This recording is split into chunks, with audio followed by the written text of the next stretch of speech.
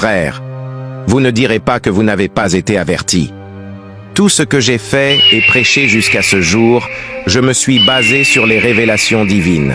C'est par la révélation que tu sauras qui tu es, ce que tu fais et où tu vas.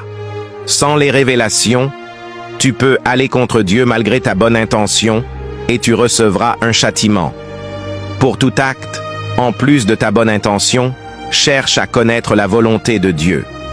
En matière de salut, soit tu ignores ou rejettes les révélations et tu es sur le chemin de l'enfer, soit tu les considères et tu les suis et tu es sur le chemin du paradis si elles viennent de Dieu.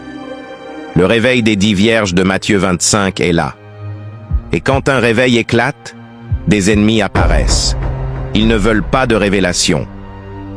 Ils afficheront un semblant de prudence.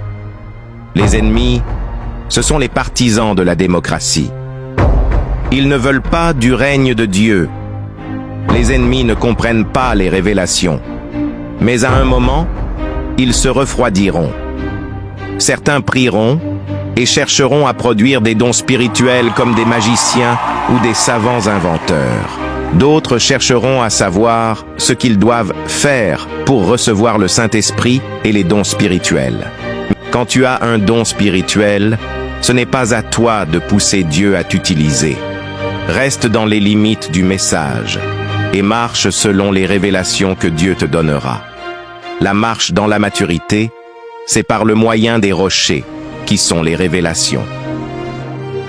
Pour la première fois depuis Moïse, depuis la Genèse, un homme parle des choses qu'il ne connaissait pas, sans songe ni vision. Et que celui qui a des oreilles pour entendre, entende, car le Dieu des esprits des prophètes a parlé.